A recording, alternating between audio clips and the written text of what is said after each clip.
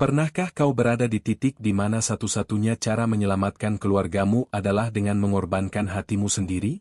Itu adalah dilema yang Rani, seorang gadis desa, hadapi saat sebuah tawaran pernikahan datang, lengkap dengan mahar 10 miliar. Pria yang akan dinikahinya adalah seorang pewaris konglomerat yang rupawan, namun tanpa tangan dan kaki sejak kecil. Ia adalah Lee Junwo, seorang pria yang hidupnya terasa begitu hampa di dalam kandang emasnya. Rani memilih untuk mengikat janji suci tanpa cinta, meninggalkan pacar yang telah menantinya selama 10 tahun di kampung. Namun, apa yang terjadi di malam pertama mereka justru membuat Rani terkejut. Kekuatan apa yang membuat seorang pria tanpa tangan dan kaki bisa menjadi begitu mendominasi hingga membuat Rani menyerah tanpa suara? Dan mampukah cinta tumbuh di antara mereka, di atas pengorbanan dan janji yang terhianati? Pernahkah kau merasa terperangkap dalam pilihan yang tak masuk akal, di mana setiap jalan keluar hanya membawamu lebih dalam ke labirin tanpa ujung? Namaku Rani, seorang gadis desa dari Majalengka, Jawa Barat. Bukan pahlawan, bukan putri dari negeri dongeng. Hanya seorang TKW biasa yang terbang melintasi samudra, mendarat di Hong Kong, dan dijebloskan ke sebuah kandang emas. Tugasku? Merawat Lee Junwo, seorang pemuda tampan bak bintang Korea, tetapi tanpa tangan dan kaki sejak usia 5 tahun. Awalnya, perasaan jijik bercampur takut membelitku. Aku ingin lari, kabur dari kenyataan yang terasa begitu kejam dan tak adil. Namun, sebuah janji, sebuah angka yang fantastis, mengikatku lebih erat daripada rantai besi. 10 miliar rupiah sebagai mahar pernikahan yang sunyi, tanpa cinta, dan hampa makna. Sebuah harga yang harus kubayar untuk menyelamatkan keluargaku dari lilitan utang dan adikku dari rumah sakit. Di satu sisi, ada Dian, pacarku selama 10 tahun yang menanti di kampung halaman, dengan janji-janji masa depan yang kini terasa seperti debu. Di sisi lain, ada kebutuhan mendesak yang mendesak, memaksa untuk memilih. Aku memilih keluarga, sebuah pilihan yang mengoyak hatiku menjadi dua, meninggalkan kepingan di tanah air dan membawa sisa-sisanya terbang menuju takdir yang tak terbayangkan. Saat pertama kali menginjakkan kaki di apartemen mewah berdinding kaca di atas Bukit Victoria, langkahku terasa berat. Bukan karena lelah, melainkan karena atmosfernya yang aneh. Sunyi, terlalu bersih, terlalu rapi, seperti museum yang tak pernah dikunjungi. Wanita tua berambut perak bernama Tante Mei menyambutku. Dengan bahasa Indonesia yang terbata ia memperkenalkan Lee Junwo. Nama itu tidak asing, sudah kudengar saat pelatihan, tetapi realitasnya jauh melampaui imajinasi terliarku. Jun bukan majikan tua atau orang sakit biasa. Ia adalah pewaris konglomerat teknologi Hong Kong, seorang pemuda yang terjebak dalam tubuh yang tak sempurna, namun dengan tatapan mata yang seolah mampu menelanjangiku, membaca ketakutan dan keraguan di dasar jiwaku. Ia duduk di kursi roda elektrik canggih, tubuhnya berakhir di bahu dan panggul. Aku tercekat. Bukan jijik atau kasihan, melainkan terkejut. Bagaimana bisa pria setampan ini, dengan garis rahang tajam dan kulit bersih, menjadi begitu kosong? Malam itu, di kamar kecil dekat ruang pembantu, air mataku jatuh tanpa suara. Bukan karena takut, melainkan karena aku tahu, hidupku tak akan sama lagi. Bukan sejak tiba di sana, tapi sejak mata kami bertemu. Hari-hari pertamaku di rumah Lee Junwo terasa seperti hidup berdampingan dengan patung bernapas. Setiap pagi, rutinitas yang sama berulang, sarapan, menyuapi, mengganti pakaian, menyeka tubuhnya. Semua kulakukan dengan telaten, namun tanpa interaksi berarti. Jun hanya diam, menatap keluar jendela apartemen kaca, sesekali memberikan instruksi singkat melalui tablet di kursi rodanya. Aku seolah tak kasat mata baginya, hanya sebuah bayangan yang bergerak di sekitarnya. Jun tidak pernah menerima siapapun sejak ibunya meninggal 2 tahun lalu, bisik Tante Mei suatu malam di dapur. Sejak kecil Jun sudah kehilangan banyak hal. Kesehatan, teman, dan perlahan dirinya sendiri. Aku mendengarkan, mencuci piring, namun di dalam hati, aku mulai memahami. Setiap luka yang tak disembuhkan akan membeku. Dan mata tajam yang awalnya membuatku takut itu, kini terlihat menyimpan kehampaan yang nyaris tak bisa dijelaskan. Pada hari keempat, suara pecahan tablet dari kamar Jun memecah kesunyian. Aku berlari. Kulihat ia terengah, wajahnya pucat pasi. "Apa kamu baik-baik saja?" tanyaku panik, mencoba mendekat. Untuk pertama kalinya sejak kami bertemu, ia menatapku. Tatapan itu membuatku bergidik, bukan karena amarah, melainkan karena matanya dipenuhi luka yang dalam, seperti anak kecil yang terlalu lama terpenjara. "Kamu takut melihatku?" gumamnya lirih, suaranya pelan dan kaku. Aku menggeleng, namun hatiku goyah. Bukan karena ketakutan fisik, tapi karena untuk pertama kalinya, aku merasakan belas kasihan. Bukan pada tubuhnya yang tak sempurna, tapi pada jiwanya yang terpenjara di balik dinding-dinding mahal itu. Sejak malam itu, tidurku tak tenang. Wajahnya, matanya, suaranya menghantuiku. Untuk pertama kalinya dalam hidupku, aku merasa takut bukan karena ancaman, tapi karena mulai merasakan sesuatu yang seharusnya tidak boleh kurasakan. Sebuah simpati, sebuah perasaan yang bisa mengkhianati Dian dan janji di kampung. Minggu keduaku di rumah Jun, segalanya mulai berubah. Jun masih dingin dan pendiam, namun kini lebih sering mencuri pandang. Saat aku menyisir rambutnya, menyuapi makan siangnya, atau bahkan saat aku tertidur kelelahan di sofa kecil. Aku pura-pura tidak menyadarinya, tapi hati ini tak bisa berbohong. Ia mulai memantulkan kehadirannya, bukan sebagai majikan, melainkan sebagai seseorang yang secara diam-diam mencoba membuka pintu yang telah lama terkunci rapat. Suatu malam, badai angin memadamkan listrik. Hanya lampu darurat yang menyala remang. Aku menghampiri kamarnya. Jun masih terjaga, menatap jendela. "Hujannya lebat ya," kataku pelan. Ia hanya bergumam, nyaris tak terdengar. Lalu, tiba-tiba, sebuah pengakuan meluncur dari bibirnya. "Dulu aku suka hujan, sebelum semua ini terjadi, aku sering main bola. Aku dulu tinggi, kuat, paling cepat di sekolah. Tapi sekarang, aku bahkan tak bisa memeluk siapapun. Aku hanya duduk di lantai di dekat kursinya, menghadap jendela bersamanya. Kalau kamu masih bisa merasa hangat," ujarku, "kamu belum kehilangan segalanya." Ia menoleh, tatapan matanya berbeda. Bukan tajam, tapi seperti anak kecil yang baru sadar bahwa ada tangan yang masih rela menggenggam, meski dirinya tak bisa membalas. Malam itu, aku menangis diam-diam. Bukan karena kasihan, melainkan karena aku merasa berdiri di antara dua rasa, loyalitas terhadap Dian di kampung, dan kepedihan yang perlahan tumbuh untuk Jun. Semakin aku mencoba menjauh, semakin aku merasa ingin tinggal, sebuah kontradiksi yang menyiksa. Udara Hong Kong cerah keesokan harinya. Jendela besar kamar Jun terbuka, dan untuk pertama kalinya, aku melihatnya tersenyum. Senyum kecil di ujung bibirnya saat aku tak sengaja memujinya, ganteng, saat menyeka wajahnya. "Aku serius loh," kataku menyeringai, "kalau kamu jalan pakai hoodie dan kacamata hitam, orang bisa salah kira. Pasti ngira kamu aktor Korea."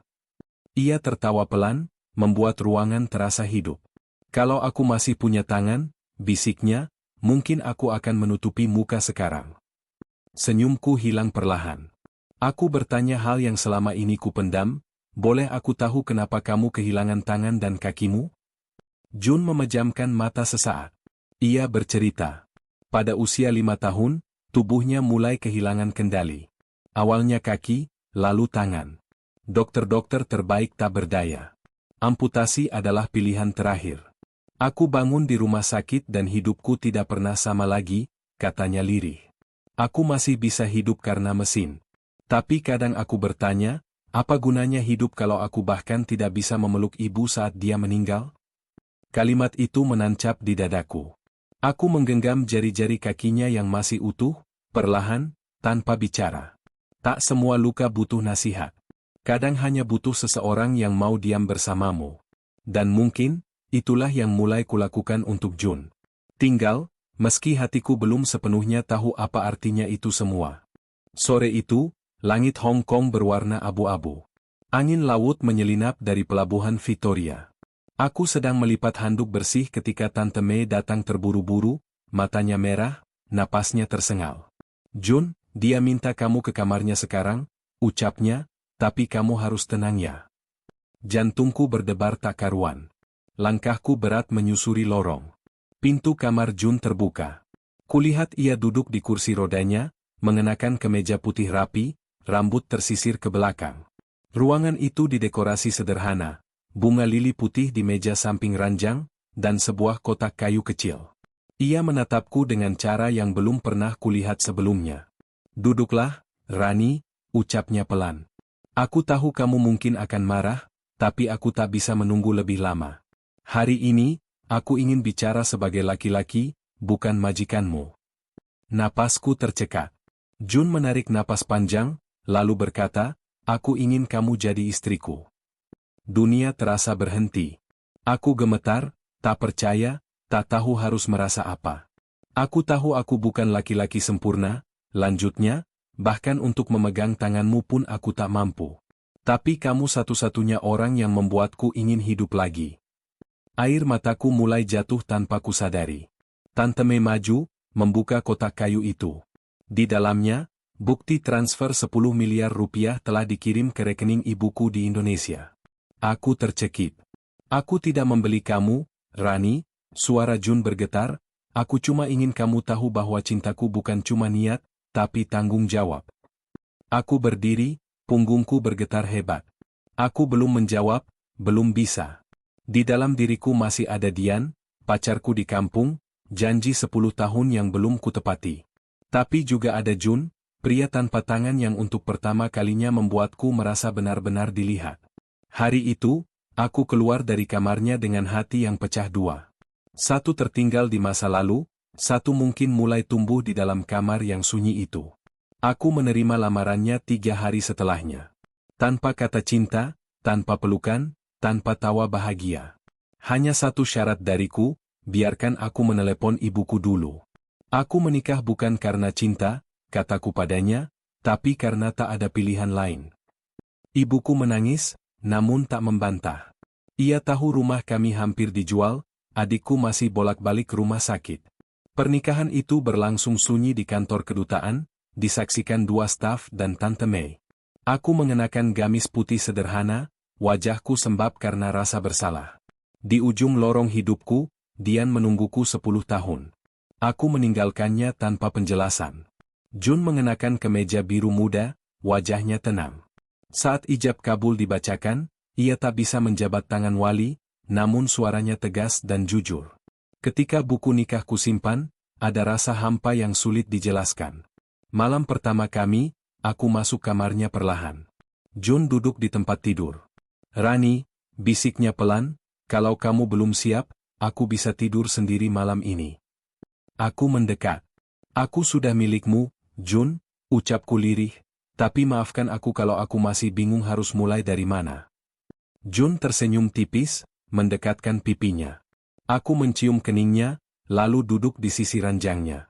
Malam pertama itu, kupikir akan dingin dan canggung. Tapi ternyata tidak. Malam itu ia menatapku bukan sebagai suami yang meminta, melainkan lelaki yang menghormati luka dalam hatiku. Dan saat aku rebah di sampingnya, aku sadar, tanpa tangan, tanpa kaki, ia begitu perkasa, begitu dominan. Hingga aku tak lagi melihat kekurangannya. Hanya keteguhan yang membuatku luluh dan menyerah tanpa suara. Malam itu, aku bukan istri yang dikasihani. Aku adalah perempuan yang akhirnya melihat arti kekuatan dari dekat. 3 minggu setelah pernikahan, hidup kami mulai menemukan irama baru. Jun tidak banyak berubah, tetap tenang, hemat bicara, kadang terlalu serius. Tapi kini, setiap pagi, ia menungguku di depan jendela dengan senyum kecil yang dulu hanya sesekali muncul. Dan aku mulai bisa tertawa lagi. Hubungan kami bukan kisah cinta yang meledak-ledak, tanpa kejutan bunga mawar atau makan malam romantis.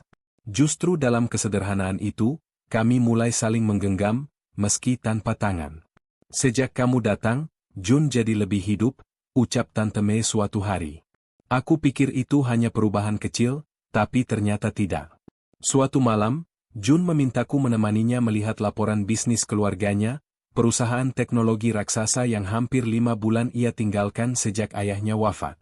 "Semua orang bilang aku tidak bisa memimpin perusahaan tanpa tangan dan kaki," katanya menatap layar, "tapi aku ingin mencobanya. Asal kamu di sampingku." Aku tersentak. "Kenapa aku?"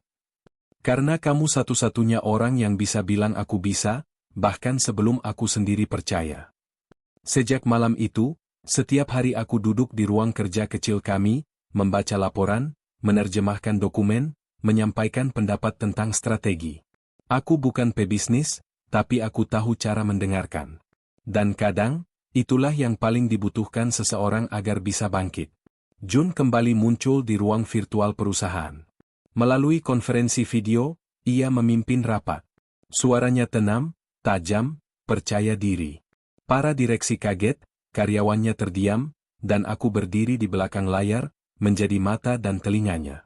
Bukan sebagai pembantu, bukan sebagai istri dalam dokumen, melainkan sebagai tangan tak terlihat yang mendorongnya dari belakang. Kami bekerja dari fajar hingga malam, namun di sela kesibukan itu, ada momen kecil yang menghangatkan, ketika ia melirikku dan berbisik pelan, "Kalau bukan kamu, aku tidak tahu apakah aku masih hidup sampai hari ini." Dan saat aku menatapnya kembali, aku sadar, aku pun mungkin tidak akan bertahan kalau bukan karena pria tanpa tangan dan kaki ini, yang justru mengajarkanku cara berdiri paling tegak. Dari luar, hidup kami tampak tenang. Aku kini istri dari salah satu pria paling berpengaruh di Hong Kong. Rumah kami tidak lagi sunyi. Ada tawa, percakapan, panggilan rapat yang bersahutan. Tapi di dalam hatiku, masih ada bayangan laki-laki itu, Dian. Pacarku sejak SMA. Orang pertama yang mengajakku bermimpi, menabung demi menikahiku, selalu menungguku di ujung video call. Kini aku memblokir nomornya. Bukan karena benci, tapi karena terlalu takut mengatakan kebenaran.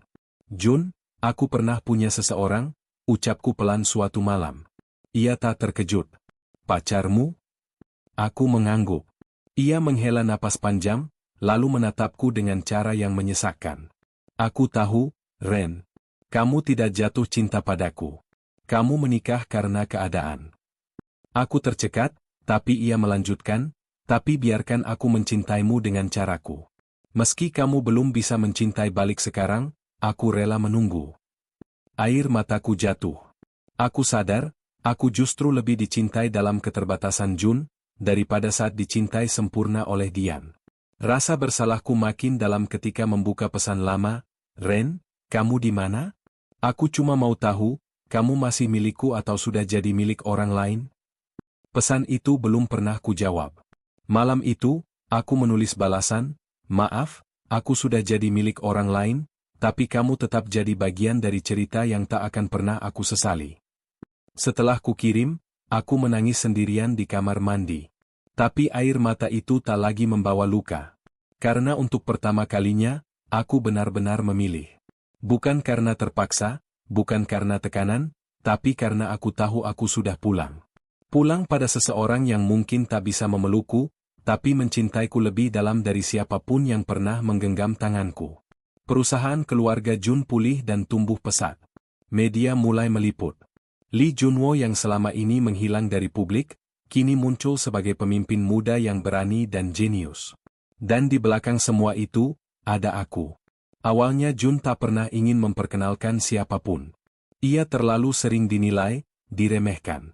Tapi suatu hari, saat wawancara besar disiarkan langsung di TV nasional, pewawancara bertanya, "Siapa orang yang paling berperan membangkitkan semangat Anda kembali, Jun?" Ia menoleh ke kamera lalu berkata, "Namanya Rani, istri saya. Dia tidak hanya merawat saya, dia membangunkan saya saat saya sendiri nyaris tak mengenali diri saya lagi." Detik itu, seluruh dunia tahu siapa aku. Pesan dari keluarga, teman-teman, bahkan tetangga di kampung membanjiri ponselku. Ada yang heran, bertanya-tanya, tak percaya. "Benarkah kau menikah dengan pria yang lumpuh?" Tapi aku tak lagi peduli. Aku tak lagi merasa harus menjelaskan siapa Jun pada dunia. Karena hanya aku yang tahu betapa kuatnya ia, dan hanya dia yang tahu betapa dalam luka yang pernah aku sembunyikan. Sore itu, Jun mengajakku ke taman pribadi di atap gedung pusat perusahaan.